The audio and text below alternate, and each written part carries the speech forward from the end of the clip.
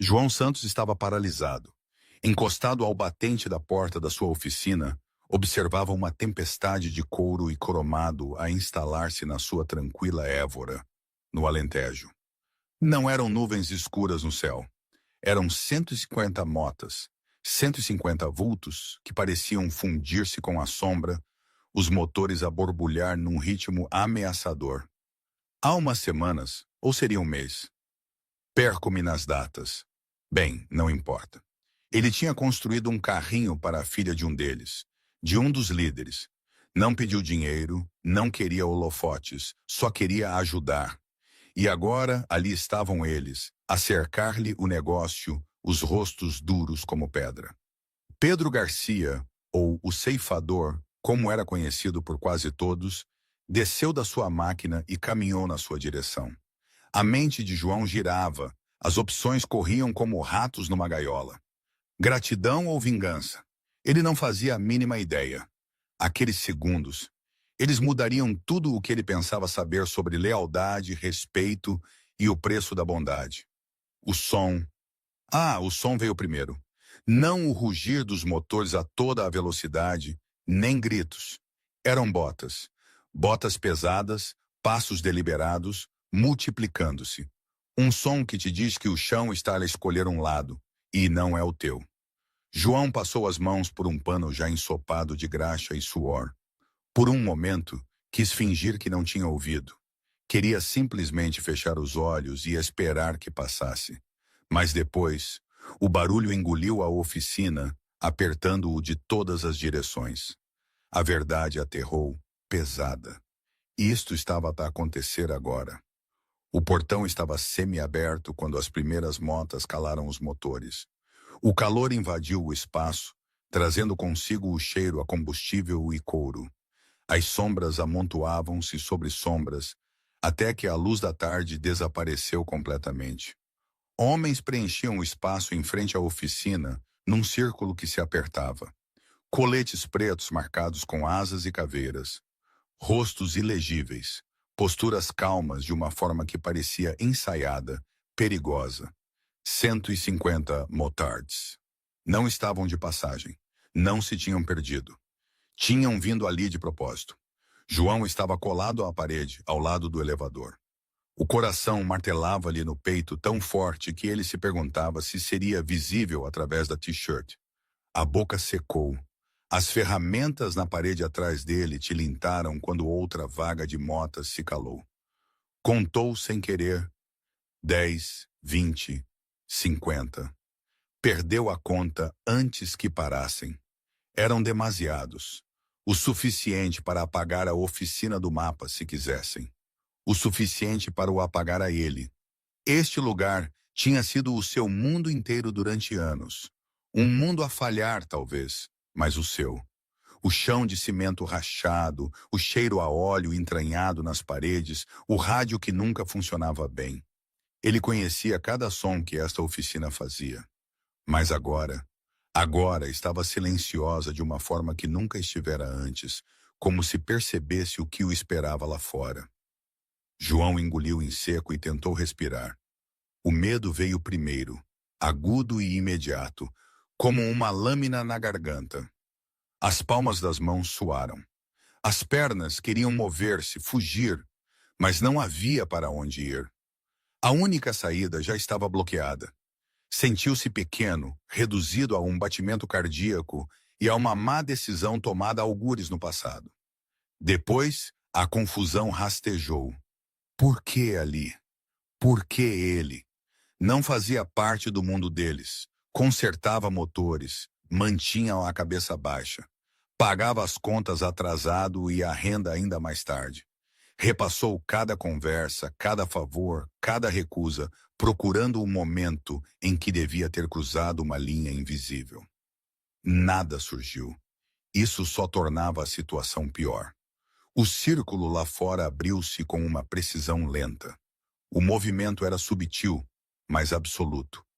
Abriu-se um caminho e por ele caminhou um homem, cuja presença mudou o ar. Era mais alto que a maioria, mais largo, os passos sem pressa. O cabelo grisalho nas têmporas, a barba bem aparada. Os olhos percorreram a oficina uma vez, sem perder nada, e depois fixaram-se em João. Era ele, Pedro Garcia. A maioria das pessoas conhecia-o apenas como o ceifador. Poucos usavam o seu nome verdadeiro, e menos ainda o diziam em voz alta. Para João, ele sempre fora algo completamente diferente. Não um amigo, nem bem família, mas uma figura paterna esculpida por lições duras e lealdades ainda mais duras. O homem que lhe tinha ensinado a reconstruir um carburador e a calar a boca quando o silêncio era mais seguro. O homem que o tinha tirado de problemas uma vez e se certificara de que ele compreendia que não haveria segunda vez sem consequências. Pedro parou a poucos metros. De perto, os anos mostravam-se, linhas profundas cortadas à volta dos olhos. Cicatrizes contavam histórias que ninguém lhe pedia para repetir. Cheirava a fumo e metal. Quando falou foi baixo, quase gentil. João, disse, como se fosse um velho hábito. O som do seu nome aterrou mais pesado do que qualquer ameaça. O medo mudou, reformulou-se. A confusão aguçou-se. Se Pedro estava ali, aquilo não era aleatório. Era deliberado. Era pessoal. João abriu a boca, depois fechou-a. As palavras pareciam perigosas. Acenou em vez disso, um pequeno e instintivo gesto de respeito. Pedro olhou para lá dele, para a oficina, para o elevador, para o motor semi-acabado, à espera de peças que João ainda não podia pagar. Um lampejo de algo atravessou-lhe o rosto. Não raiva, nem pena. Reconhecimento. Estiveste ocupado, disse Pedro. João forçou-se a respirar. O pulso trovoava-lhe nos ouvidos. Queria perguntar qual era o motivo daquilo. Queria dizer que não entendia. Queria lembrar Pedro de velhos favores, de velhos laços. Nada parecia certo.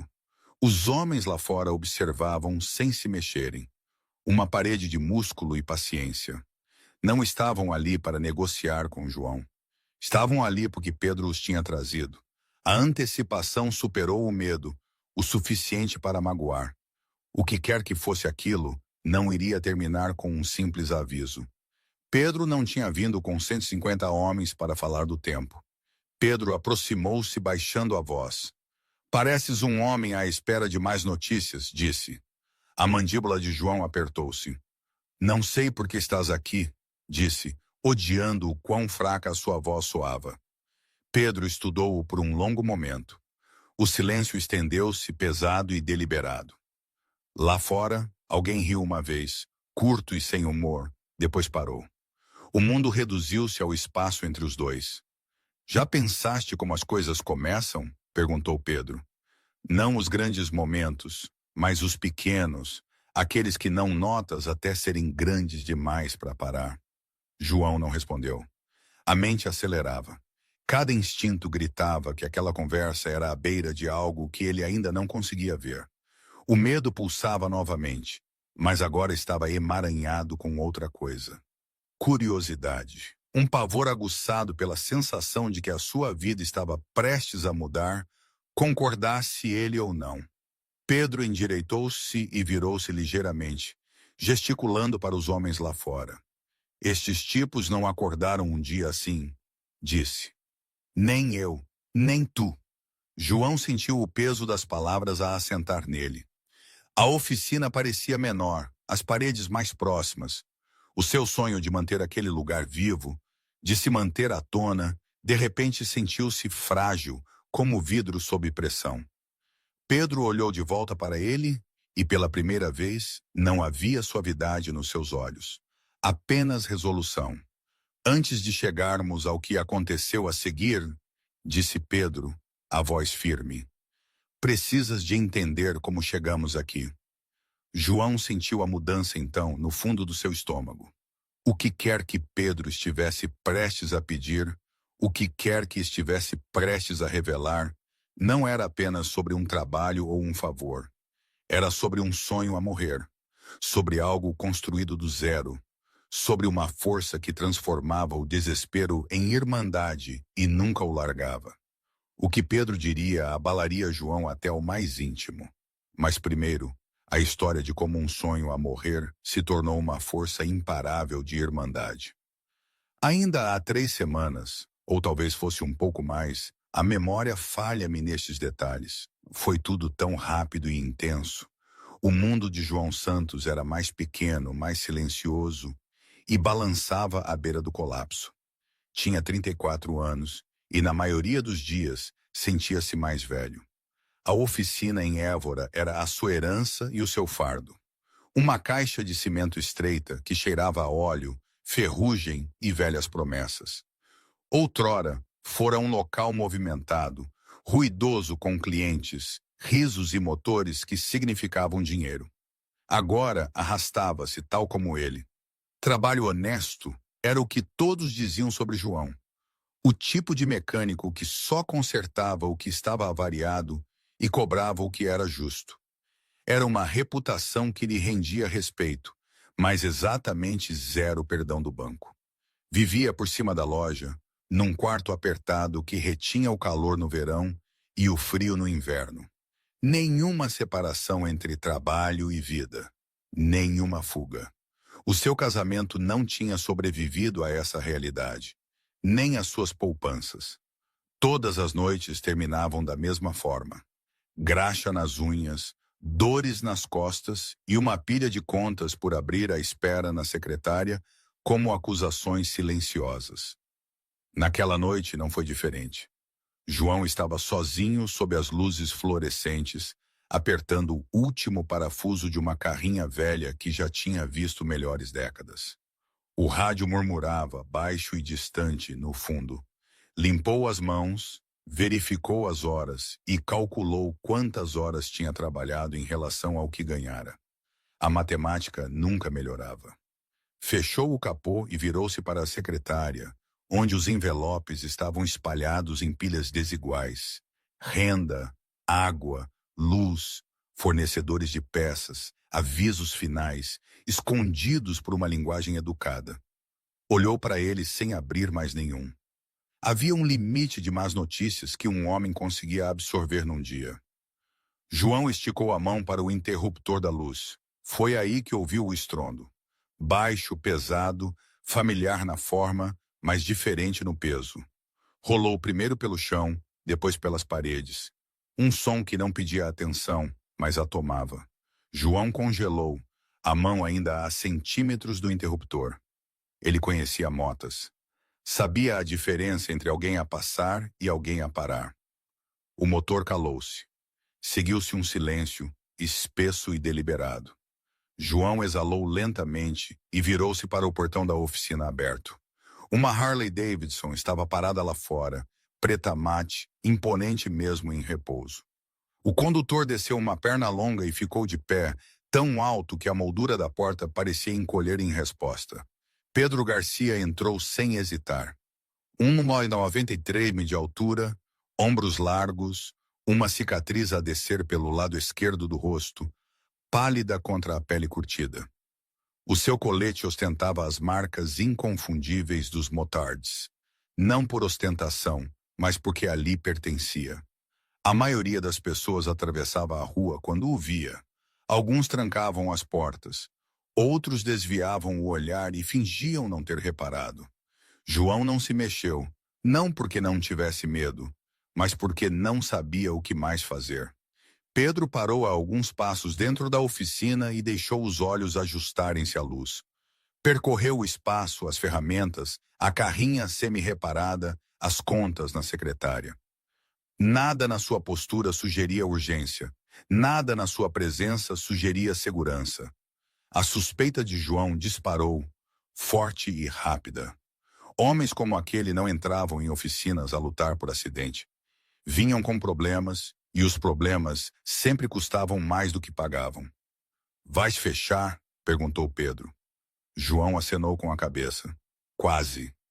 Pedro olhou para a mota, depois para João novamente. O seu olhar demorou-se procurando, medindo. De perto, o rosto cicatrizado carregava um peso, mas não era raiva o que se via por trás dos seus olhos. Era outra coisa, algo que João não conseguia identificar. "Preciso da tua ajuda." disse Pedro. Os ombros de João ficaram tensos. Lá estava. Ele esperou pelo truque, pela ameaça, pela alavanca não dita. Nenhuma delas veio. Não é para mim, continuou Pedro. A sua voz baixou ligeiramente, como se as palavras em si carregassem risco. É para a minha filha. Aquela frase aterrou de forma errada. Não ameaçadora, não transacional, mas humana. João hesitou. Esperava a intimidação. Não esperava isto. Pedro mudou o peso do corpo. Um movimento subtil que traía desconforto. Chama-se Ana, disse. Tem 18 anos. João ouvia agora. A suspeita ainda presente, mas amortecida, substituída por uma atenção cautelosa. Ela tinha 7 anos quando aconteceu, continuou Pedro. Acidente de carro, um condutor bêbado. Chocaram de frente. Fez uma pausa, a mandíbula apertada. Ela não anda desde então. As palavras eram secas, mas o esforço para as manter assim era visível. Pedro desviou o olhar por um momento, os olhos fixos numa mancha no cimento, como se fosse algo sólido a que se agarrar. Ela cresceu rodeada de motas, disse. Passeios, rallies, oficinas como esta. Viu-as toda a vida. Liberdade sobre 2 rodas. Vento, barulho, movimento. Ele abanou a cabeça uma vez.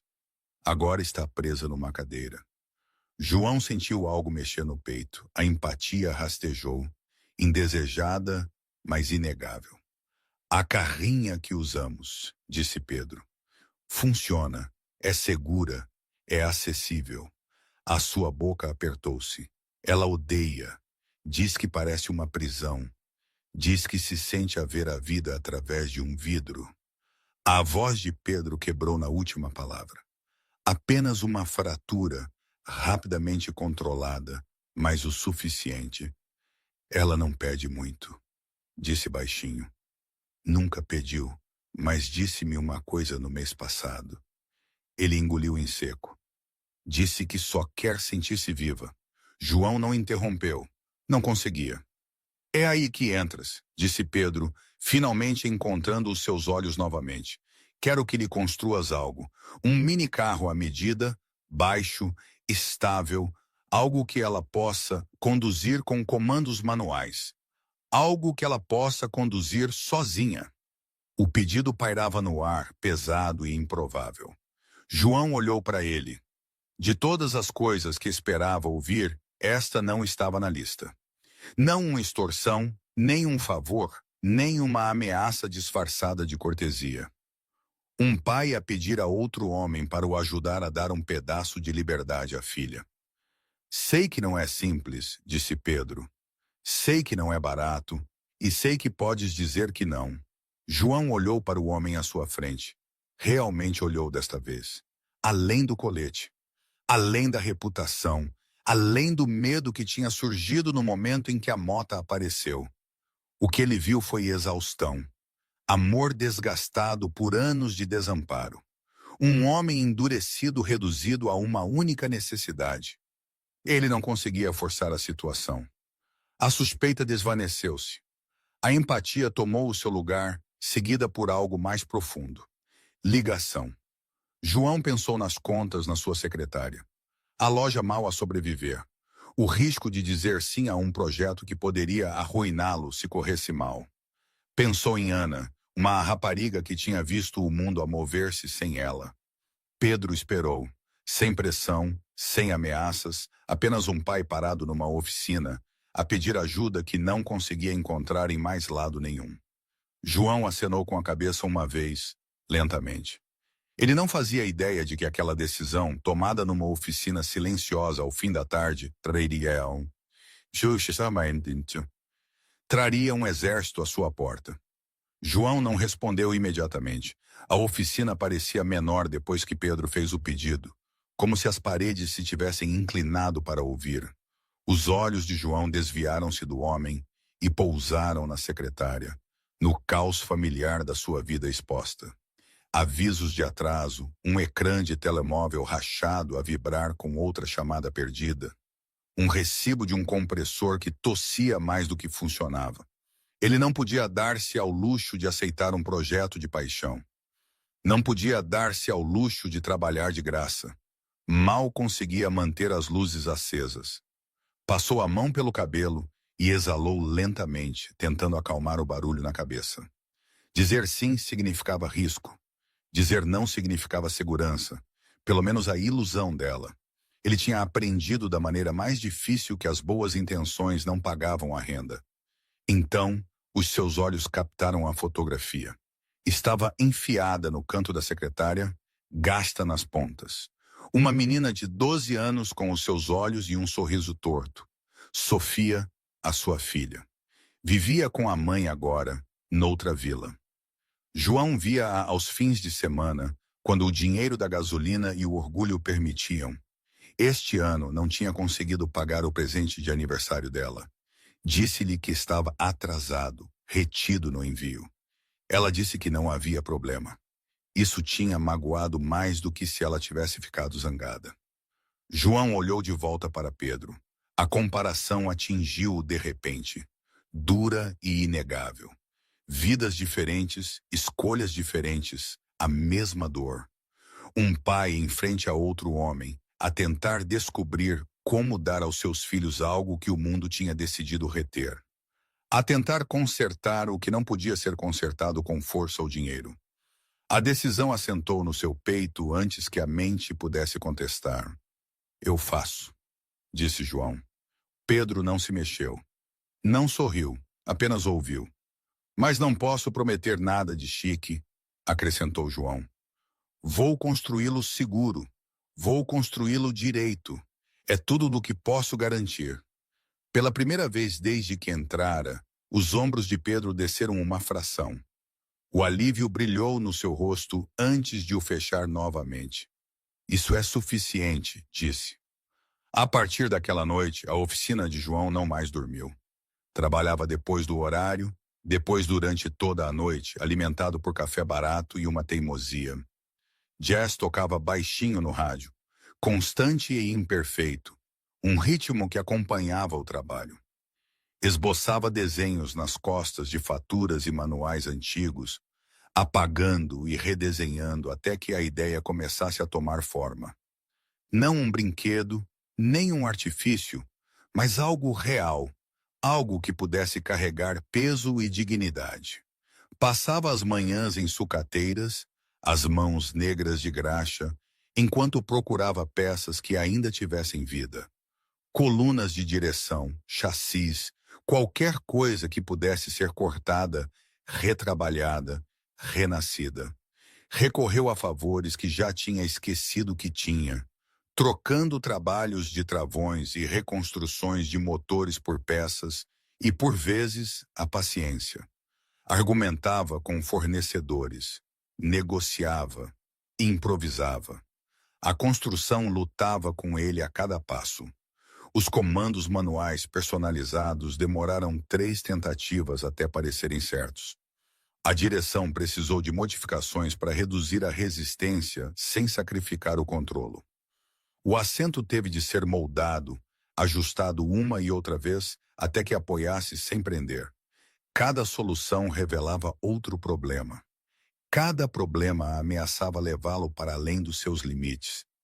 À noite, sozinho sob as luzes a zumbir, João pensava em Ana, uma rapariga que observava o movimento à distância. Pensava em Sofia, nas coisas que queria dar-lhe e não podia. Pensava na liberdade, em como as pessoas a davam por garantida tão facilmente até que ela desaparecia. Faíscas voavam enquanto soldava até tarde. O cheiro a metal quente agarrava-se à roupa. Copos de café vazios multiplicavam-se na bancada. O seu rosto ficou mais encovado de exaustão, mas as suas mãos mantiveram-se firmes. Aquilo já não era apenas um trabalho. Era uma promessa. Pedro começou a aparecer 2 vezes por semana. Nunca ficava muito tempo, nunca pairava. Ficava de lado, com as mãos nos bolsos, a observar o progresso com uma intensidade que quase chegava à reverência. A sua exterior duro rachava um pouco mais a cada vez. Fazia perguntas não sobre prazos ou custos, mas sobre detalhes. Como os comandos se sentiriam, quão baixo o assento ficaria, quão rápido poderia ir sem ser perigoso. Com o passar das semanas, falava mais. Contou a João sobre o humor de Ana, seco e afiado, herdado dele, sobre como ela desenhava pores do sol de memória porque chegar a um bom miradouro nem sempre era possível. Sobre como queria ser artista. Como assinava os seus desenhos com uma pequena asa no canto. Falava da sua força, o tipo de força que vinha de aprender cedo que o mundo não se dobrava facilmente. Ela odeia que a tratem com pena, disse Pedro uma vez, enquanto observava João apertar um parafuso. Odeia mais do que a dor. João acenou com a cabeça. Ele entendia isso. Uma noite, à medida que a construção se aproximava da conclusão, Pedro quebrou o silêncio com uma pergunta que claramente estava à espera. Estás a dar-lhe algo que os médicos disseram que ela nunca teria? Disse. Por quê? João não olhou imediatamente. Apertou o último fecho. Depois pousou a chave com cuidado. Porque alguém devia, disse. A resposta pairou ali, simples e despojada. Pedro não respondeu. Não precisava. Momento, aqui tenho de parar a história um segundo. Juro-vos que esta situação toda, com o Pedro e a sua filha, e a tal reputação de o ceifador, era honestamente uma das coisas mais estranhas que me aconteceu. Eu, João, um tipo que só queria consertar carros e que nunca pensou em ser um herói de filme de ação, a meter-me nisto. Quem me dera que me tivessem avisado antes. Quero dizer, um líder de um grupo de motards temido a entrar na minha oficina a pedir para construir um mini-carro para a filha, parecia coisa de filme americano de série B, não é? Na minha terra, na pequena Évora, as pessoas só falavam de quem vendia os melhores queijos ou de quem ganhava o jogo da bola. Não de o ceifador a pedir um carro para a filha. Lembro-me de pensar, estou metido numa confusão das grandes. Aquela imagem dele, todo durão, a falar com uma voz quase embargada sobre a filha. Era tão contrastante com tudo o que eu ouvia sobre estes grupos. Confesso que, por vezes, ainda hoje me pergunto se fiz a coisa certa. Se deveria ter pensado mais nas contas, na minha própria situação precária. Mas sabeis como é, há coisas que simplesmente se sentem certas, mesmo que a razão grite o contrário.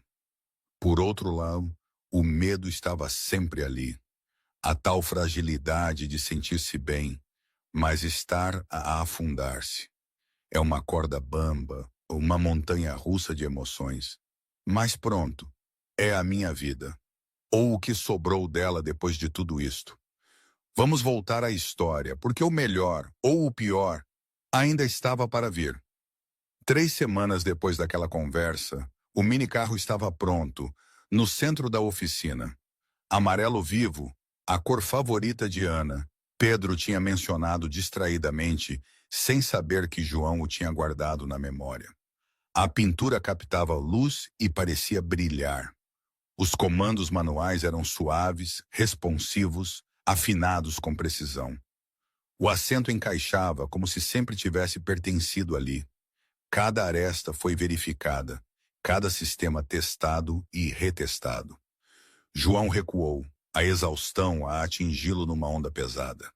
O corpo doía. A sua conta bancária estava mais magra do que nunca. Mas o orgulho atravessava tudo, limpo e inegável. Ele tinha construído algo que importava. Nenhum deles sabia o que aconteceria quando Ana fizesse a sua primeira viagem. Pedro chegou pouco depois do almoço. Desta vez, não veio de mota. Conduzia uma carrinha simples e prática e estacionou-a com cuidado, como se o momento lá dentro importasse demais para ser apressado. João observava da porta da oficina enquanto ele saía, contornava a carrinha até ao lado do passageiro e abria a porta com uma gentileza que não combinava com a sua reputação. Ana emergiu lentamente. A primeira impressão de João não foi a cadeira de rodas.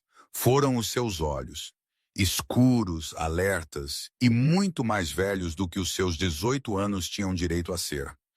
Olhos que tinham aprendido cedo a medir a desilusão antes que ela chegasse.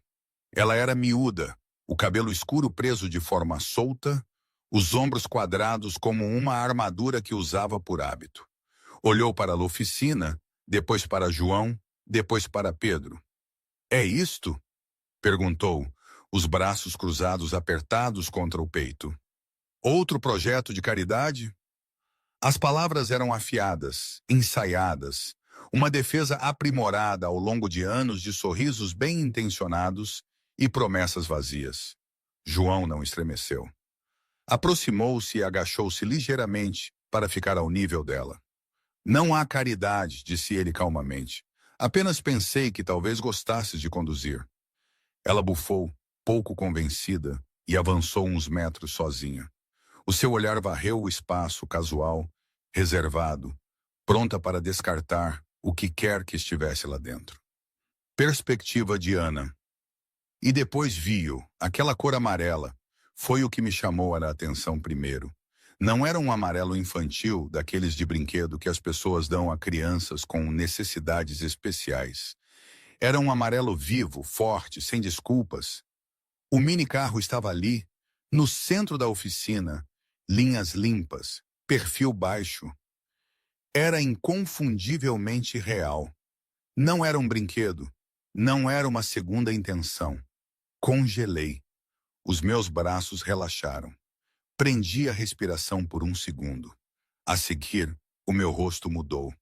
Eu não o controlei. Eu senti a incredulidade desaparecer. As defesas que construí durante anos a desabarem.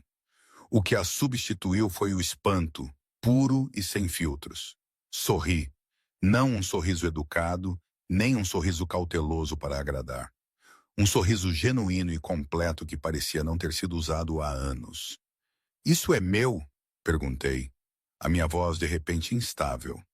Eu nem sabia que a minha voz podia soar assim. O senhor João acenou. "Construiu para ti."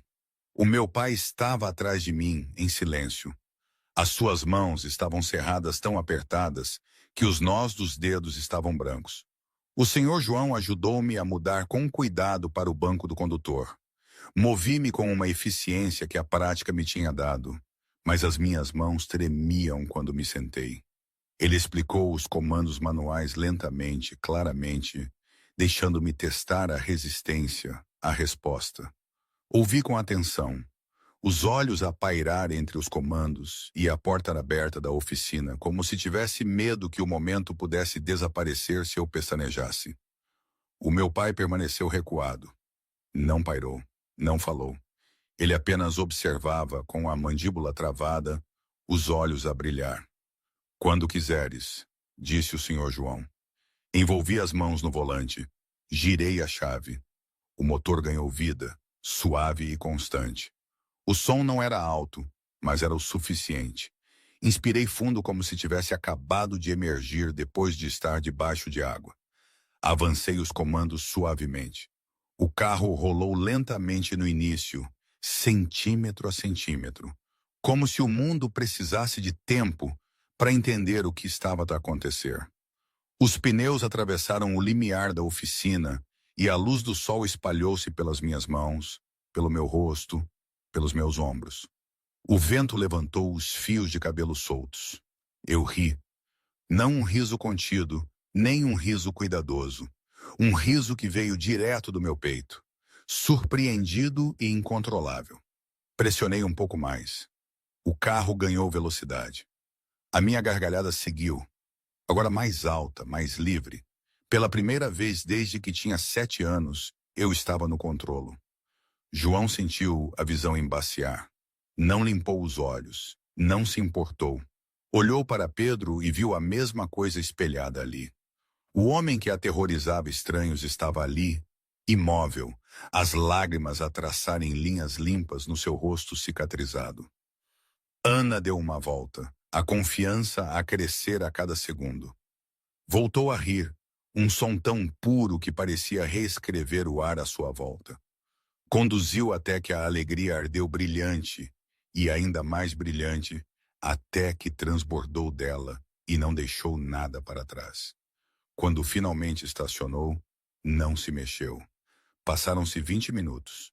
João encostou-se à bancada, sem dizer nada. Pedro permaneceu onde estava. Ninguém a apressou. Ninguém se atreveu a quebrar o momento. Ana ficou sentada com as mãos no volante, os ombros a tremer, as lágrimas a escorrer-lhe pelo rosto, mas sorria através delas. Esqueci-me, disse finalmente, a voz mal audível num sussurro. Esqueci-me como era a sensação de liberdade. Pedro avançou lentamente com cuidado, como se estivesse a aproximar-se de algo sagrado. Esticou a mão para a carteira, tirou-a com as mãos a tremer. João levantou uma mão. Não, disse. Pedro olhou para ele confuso. Diz o preço, disse. Custe o que custar. João abanou a cabeça. Deixa apenas desfrutar, disse. Isso é pagamento suficiente. Pedro encarou-o por um longo momento, depois acenou com a cabeça uma vez. Não houve palavras, não eram necessárias. João pensou que tinha sido o fim da história, enganou-se. Aquele momento de bondade estava prestes a ecoar muito para além daquela oficina. O eco começou silenciosamente. Ana conduzia todos os dias. No início, era apenas a volta do quarteirão, depois mais longe, depois para todo o lado que podia. O mini-carro amarelo tornou-se uma extensão dela, uma declaração que ela se recusava a manter privada. Filmava pequenos vídeos no telemóvel. Mãos nos comandos, cabelo apanhado pelo vento, risadas a irromper no meio de frases. Publicava-o sem estratégia ou polimento. Apenas a verdade. As pessoas repararam. A comunidade motard local reparou primeiro. Motards, que a tinham visto a observar à distância durante anos, de repente viram-na a mover-se, a dominar a estrada à sua maneira. Comentários inundaram os vídeos, crus e imediatos. Quem construiu isto? De onde veio? Como é que ela está a conduzir? O meu primo pode ter um destes? Ana respondia a alguns. Pedro respondia a outros. A história saiu peça por peça, despojada de drama e ego.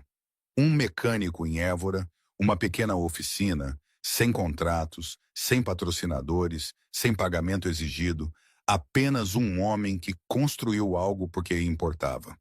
Pedro contou a história completa numa reunião do clube. Não embelezou. Não precisava. Falou de forma clara, como homens como ele faziam quando a verdade era suficiente.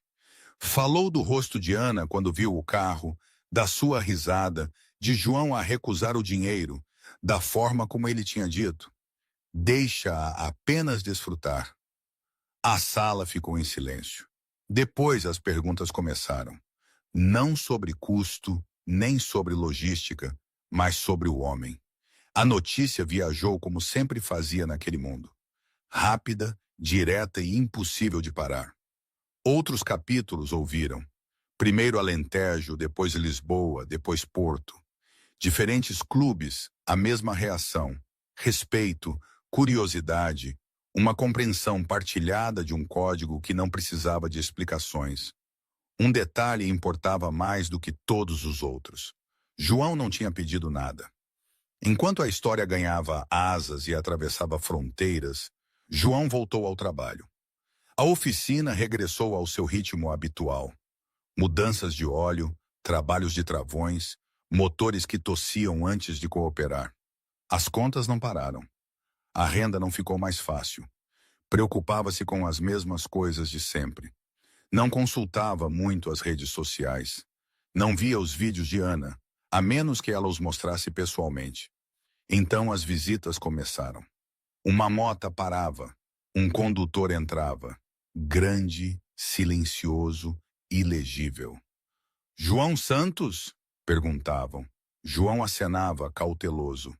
O homem apertava a sua mão uma vez, firme e deliberada. Depois virava-se e partia sem outra palavra. Aconteceu novamente no dia seguinte e no outro, rostos diferentes, a mesma pergunta, o mesmo aperto de mão. João não entendia.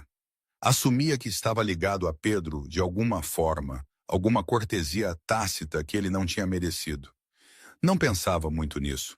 A confusão cedeu lugar à sobrevivência.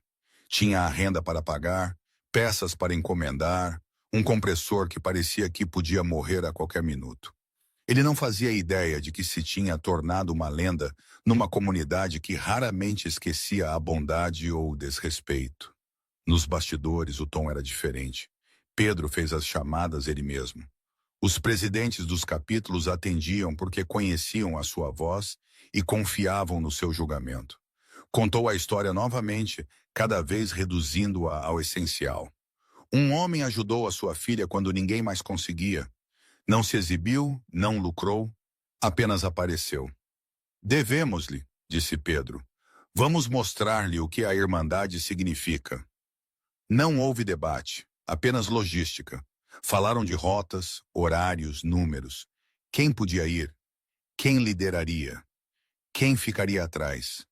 O acordo foi rápido e sólido. 150 motards. O suficiente para ser inconfundível. O suficiente para ser sentido. O plano era simples. Convergiriam. Não para intimidar, não para tomar, mas para dar. Para garantir que um mecânico entendesse que algumas dívidas eram pagas antecipadamente e outras eram pagas na íntegra. Ainda assim, a tensão pairava sobre a ideia. Évora não estava habituada a esse tipo de presença e João Santos não estava habituado a lá atenção alguma. Quando 150 motards aparecem sem aviso, o contexto não viaja tão rápido quanto os motores. Às vezes, quando não conseguia dormir à noite, pensava no meu avô, na maneira como ele sempre dizia: confia apenas naqueles que te mostram, não naqueles que prometem demais. Ele falava dos vendedores na feira de Évora, mas agora eu entendia de outra forma. O fato de ter recebido aquela visita inicial do Pedro, um homem com aquela reputação, mas que me abordou com tanta vulnerabilidade, era algo que o meu avô teria percebido. O Pedro não prometeu. Ele mostrou a sua dor. As outras ofertas que estavam a chegar, os apertos de mão silenciosos. Comecei a perceber que havia uma linguagem para além das palavras, e não era necessariamente a que eu esperava. Aquele silêncio que os precedia, a forma como eles simplesmente apareciam e se iam, como uma maré que vem e volta. Fazia-me pensar que a lealdade e o respeito, às vezes, eram expressos de formas que o meu mundo normal nunca compreenderia. E eu estava no meio dela. João Santos. A voz de Pedro Garcia ressoou pela oficina e pela rua, firme e sem esforço. Não era alta, mas não precisava ser. Cada homem presente ouviu-o claramente, e cada pessoa a observar por detrás de janelas e portas. João estremeceu ao ouvir o seu nome proferido assim. O seu pulso martelava. A sua mente ainda estava pronta para o impacto, para consequências que ele ainda não entendia. Há umas semanas, continuou Pedro, dando um passo lento em frente, fizeste algo que mais ninguém faria.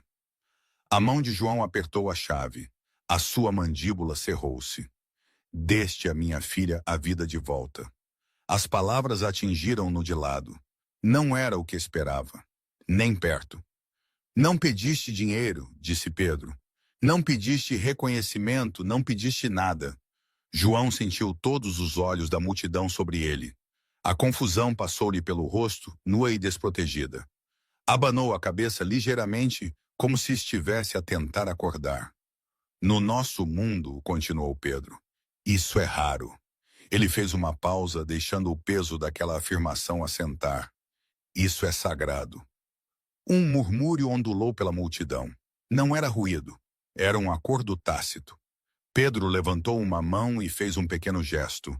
2 motards avançaram, carregando um saco pesado.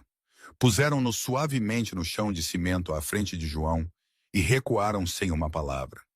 João olhou para ele. Abre-o, disse Pedro. João hesitou, depois agachou-se e abriu o fecho do saco. Prendeu a respiração. Lá dentro, empilhado e embrulhado com uma limpeza implacável, estava dinheiro. Mais dinheiro do que ele alguma vez vira num só lugar. As suas mãos começaram a tremer quando esticou a mão para dentro, os dedos roçando o papel que parecia irreal. De cada capítulo que ouviu a história da Ana, disse Pedro, para ti. João não conseguia falar. A boca abriu-se, mas nenhum som saiu. Levantou os olhos, arregalados, procurando nos rostos algum sinal de que aquilo era um erro. São 50.000 euros, acrescentou Pedro calmamente. Sem condições. A visão de João embaçou. Fechou o saco lentamente, como se movesse demasiado depressa, pudesse desaparecer. Pedro levantou a mão novamente. Outro motard avançou e colocou um pequeno molho de chaves na palma trêmula de João. O edifício ao lado, disse Pedro. Teu. Oficina expandida. Paga. Os joelhos de João fraquejaram. Aguentou-se na borda da bancada, a respiração irregular, o peito apertado. A oficina balançava à sua volta. Isto não é caridade, disse Pedro, a voz firme. Isto é respeito. Pedro encurtou a distância e pousou uma mão pesada no ombro de João. O toque estabilizou o quente e sólido. És da família agora, disse Pedro. Precisas de alguma coisa. O que for, tu ligas. Virou-se ligeiramente e gesticulou para os homens que os rodeavam. Esta é a tua família. Algo dentro de João finalmente cedeu. O medo que governara a sua vida durante anos rachou e derramou-se em lágrimas que ele não se preocupou em esconder. Cobriu o rosto com uma mão e soluçou, os ombros a tremer. Naquele momento, cada noite tardia, cada sacrifício, cada falha silenciosa invadiu-o de uma só vez. Pensou em Sofia, nos aniversários que perdera, na vergonha que carregava como uma segunda pele, em como estivera sozinho durante tanto tempo sem o admitir. Pedro inclinou-se ligeiramente. Homens bons são raros, disse baixinho. Nós protegemos os nossos. E naquele momento, João compreendeu. Não estava lá a ser cercado. Estava a ser adotado. A formação dissolveu-se como uma respiração contida finalmente libertada. Os homens avançaram. Já não eram uma parede imponente, mas uma maré de indivíduos, cada um carregando o seu próprio peso, a sua própria história. Mãos estenderam-se. Um aperto de mão transformou-se noutro. Apertos firmes que demoravam mais do que a cortesia exigia. Seguiram-se tapas nas costas. Depois, braços envolveram João em abraços breves e desprotegidos que lhe tiraram o ar do peito. Vozes subiram à sua volta, sobrepondo-se cruas, sem polimento. Os meus filhos têm paralisia cerebral. O meu irmão está numa cadeira depois de um acidente. Vi o meu velho perder a loja depois de fazer a coisa certa demasiadas vezes. Não eram confissões proferidas para simpatia. Eram afirmações de factos, prova de terreno comum. João ouviu, atordoado, enquanto pedaços das suas vidas surgiam em fragmentos. Perda, lealdade, sacrifício que nunca chegava às manchetes. Apercebeu-se então que estes homens entendiam o custo de escolher os outros em vez de si mesmo. Entendiam o que significava apoiar a família quando teria sido mais fácil afastar-se. A oficina encheu-se de movimento e som. Risos cortaram a tensão anterior. Alguém deu um tapa nas costas de João, forte o suficiente para o fazer cambalear. Outro pressionou uma garrafa fria na sua mão sem perguntar. O ar mudou de reverência para calor, de espetáculo para comunidade. Então uma nota de motor familiar atravessou o barulho. Cabeças viraram-se.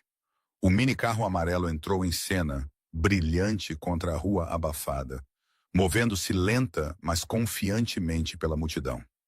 Os motards afastaram-se sem que lhes fosse pedido, Smiles a alargar-se enquanto Ana passava por eles como se pertencesse ali, porque pertencia. Parou ao lado de João e desligou o motor. Por um momento, ninguém falou. Então, os aplausos vieram, espontâneos e altos, mas Ana abanou-os com um pequeno sorriso. Com cuidado, aceitou a ajuda, transferindo-se e ficando de pé com o apoio das suas canadianas. Não foi fácil. Não foi rápido. Foi deliberado, merecido e firme. Esticou a mão para uma pequena mochila e tirou uma folha de papel dobrada. João pegou nela com as mãos a tremer. Era um desenho. Ele, curvado sobre uma bancada de soldagem, faíscas a voar em arcos de luz congelados. As linhas eram confiantes, intencionais. No canto, escrito com cuidado, estavam 3 palavras. Meu herói. João emocionou-se novamente. Ana olhou para ele, os olhos brilhantes e inabaláveis. Deste-me a minha liberdade, disse. Agora tu tens a tua. As palavras assentaram profundamente, fixando-se em algum lugar permanente. À medida que o momento abrandava, outro homem avançou. Mais velho, curtido. Estendeu a mão.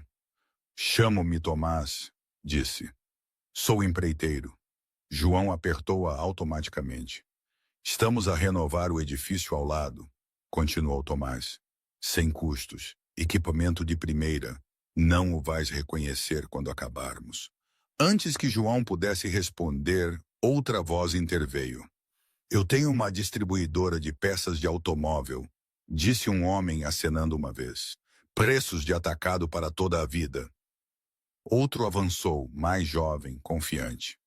Marketing é a minha praia. Site, redes sociais, anúncios locais, eu trato disso. As ofertas não paravam.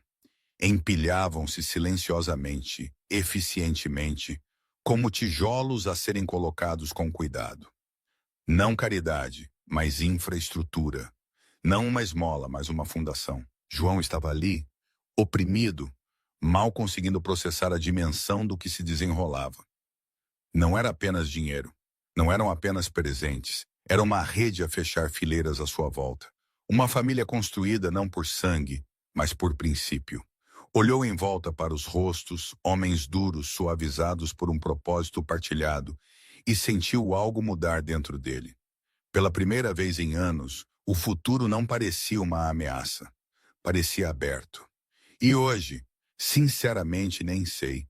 Às vezes, penso que foi a melhor coisa que me podia ter acontecido. Outras vezes, quando a insônia me ataca e as velhas preocupações rastejam de volta, penso que cometi um erro. Provavelmente foram ambas as coisas. É assim a vida, não é? Nada é assim tão linear ou perfeito. As coisas complicam-se e mesmo quando há um final feliz, ele vem sempre com um peso. Mas uma coisa é certa, a minha oficina está viva. Eu estou vivo. E a Sofia e a Ana, elas são as pontes para um mundo que eu nem sabia que existia. Não é um fim de conto de fadas, mas é a minha história. E isso, de alguma forma, é mais que suficiente. Será que alguma vez vou entender tudo o que aconteceu? Duvido. Mas já não preciso. Já não estou sozinho.